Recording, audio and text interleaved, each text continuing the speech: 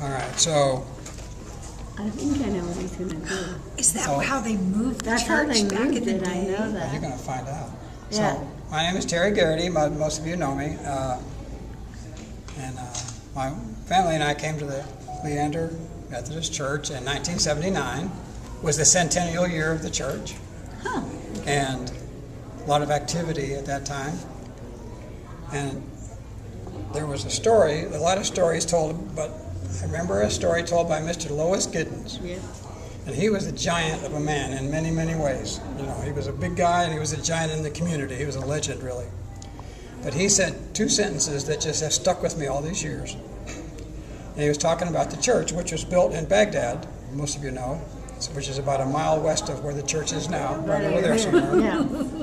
And he said, you know, they moved that church with one horse.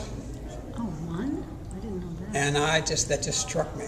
And he gave a little bit more of a story. Well, he was born in 1897, and the church was moved in 1901. So he may have witnessed it, or he just grew up with this story. You know, but he was the source of this story. So all these years, I kind of obsessed with that tale.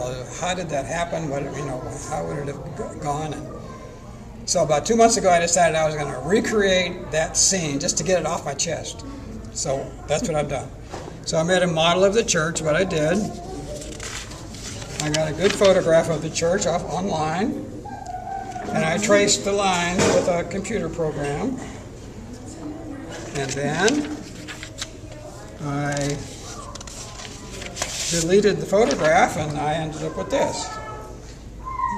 And then I built the model out of wood. Oh, okay. And I found dollhouse siding and roofing to put on it, and made the tower as close as I could. So this is my imagination of what it might look like in 1901. It wasn't nearly as, now you've got rooms all back here. So now, how would they have moved it with one horse? Well, first you got to find a couple of good horses. Now, it might have been a mule, but you can't find toy mules, so it's going to be a horse. I was going to say the story I always heard was mules. Or it could have been. Really? But if you find me a toy mule, I will use it, believe me. So I put a couple of horses in the corral here.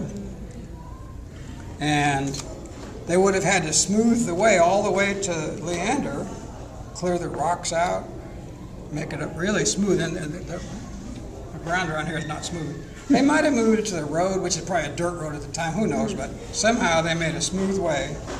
And then they found some logs. They would have had to find some logs.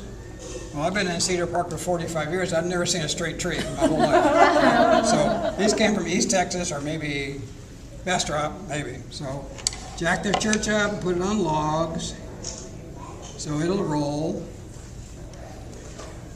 And then, and this is something that Lois Giddens talked a little bit about, you dig a hole about 75 feet maybe in front of the church, and you put in a post.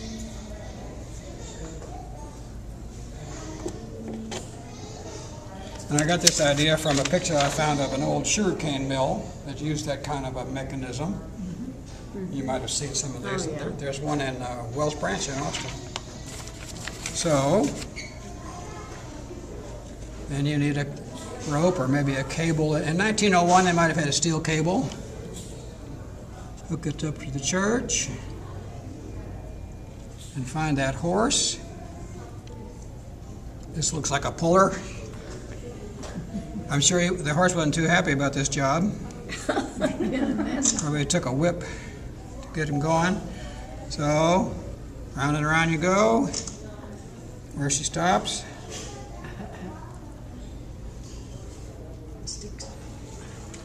We'll finish up the roll. And they would have had to repeat this cycle many, many times because they had to move the church a mile. That's a long ways. I bet it took weeks. And maybe several changes of horses, I suppose. But anyway, here we are. He told you about that post? Well, Mr. Giddens, he talked about that post, and of course that's the only way one horse could have ever done this. I mean, Yeah. But I mean, I wasn't there. I posted He may have been there. falsely. So we get the church where it's going to go, And they would have prepared a foundation of about 75 or 100 cedar logs, about this big around, stuck in the ground, about that far, just at the church on it. And now I know this because there used to be a parsonage beside the church in Leander, and they tore it down in maybe the early 90s. And I was one of the people that got to dig these cedar posts out of the ground with it to set on. And those cedar posts just looked brand new. There was no rot, there was nothing. They were just perfect shape. So that's probably what is under the Leander Church. So where's the parsonage? It's not the rock house. It was on the other side. Where was the parsonage? It was the rock house. Oh well, they took that out just in the last 10 years, didn't they? I think it's been longer than that. It's been sometime in the 90s, I think. Really? Yeah. Well, it would have had to have been. Okay, so now we're going to give the horse a break. Take the post out. Unhook it. And now the church is where it's going to be. And now we come up to the first Sunday service, where the new church is. And Robin, would you come and do the honors?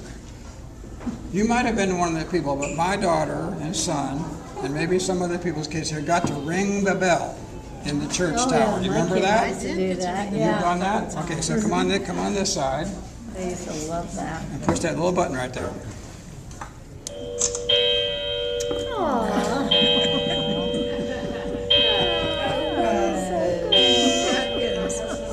Oh, absolutely, absolutely. He was a good friend and a good man. Well, he's a legend now. Yes, I miss him very much. Okay, thank you. You're welcome.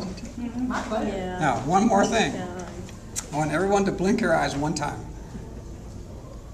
Okay, now, it's now 1979, 100 years after the founding of the church.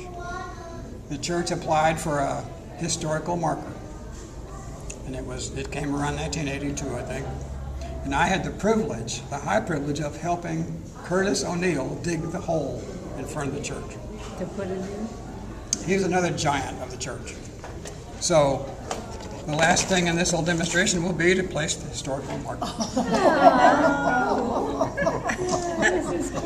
Sweet.